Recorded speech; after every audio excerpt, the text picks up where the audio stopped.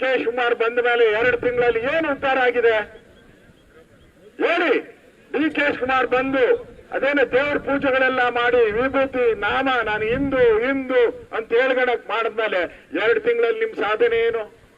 ಇಡೀ ಕರ್ನಾಟಕದ ಎಲ್ಲಾ ಜಲಾಶಯಗಳು ಬರಿದು ಹೊಲಗಳೆಲ್ಲ ಬರಿದು ಬೆಳೆಗಳೆಲ್ಲ ಬರಿದು ಕರ್ನಾಟಕದ ಖಜಾನೆ ಖಾಲಿ. ನೀವು ಬಂದ ಮೇಲೆ ಇದೇ ಸಾಧನೆನಾ 2 ತಿಂಗಳಲ್ಲಿ?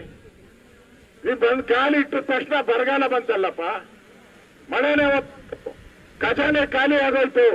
ರೈತರೆಲ್ಲ ಊರ್ ಬಿಟ್ಟು ಖಾಲಿ ಮಾಡ್ಕೊಂಡು ಹೋಗ್ತಾ ಇದ್ದಾರೆ, ಗುಳೆ ಹೋಗ್ತಾ ಇದ್ದಾರೆ.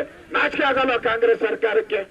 ಡಿ ಕೆ ಶಿವಕುಮಾರ್ ಅಲ್ಲಿ ಕಾಕ್ರೋಚ್ ಪಾರ್ಟಿ ಡೆಲ್ಲಿ ಬೆಳಗ್ಗೆಯಿಂದ ಸಾಯಂಕಾಲದವರೆಗೂ ಡೆಲ್ಲಿಯಲ್ಲಿ ಆ ಕಾಕ್ರೋಚ್ ಪಾರ್ಟಿ ಜೊತೆ ಚಕ್ಕಂದ ಆಡ್ತಾ ಇದ್ರು.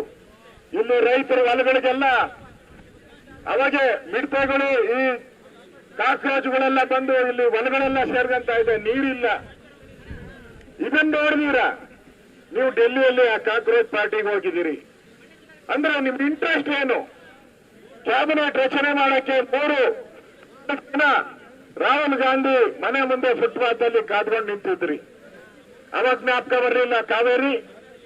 ಇವತ್ತು ಕಾವೇರಿ ಭಾಗದಲ್ಲಿ ಬೀದಿಗೆ ಹೋರಾಟ ಮಾಡ್ತಾ ಇದ್ದಾರೆ, ಹತ್ತಿ ಉರಿತಾ ಇದೆ, ಮುಂದೆ ನೀರಿಗೆ ಸಮಸ್ಯೆ ಆಗ್ತದೆ.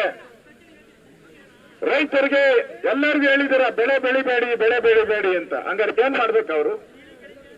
ಪರಿಹಾರ ಏನಾನ ಕೊಟ್ಟಿದ್ದೀರಾ? ರೈತರ ಪರಿಹಾರ ಕೊಟ್ಟಿದ್ದೀರಾ? 1 ನಯಾ ಪೈಸಾ ಪರಿಹಾರ ಕೊಟ್ಟಿಲ್ಲ. ಬರಗಾಲ ಘೋಷಣೆ ಮಾಡಿದ್ದೀರಾ? ಬರಗಾಲ ಘೋಷಣೆ ಮಾಡಿಲ್ಲ.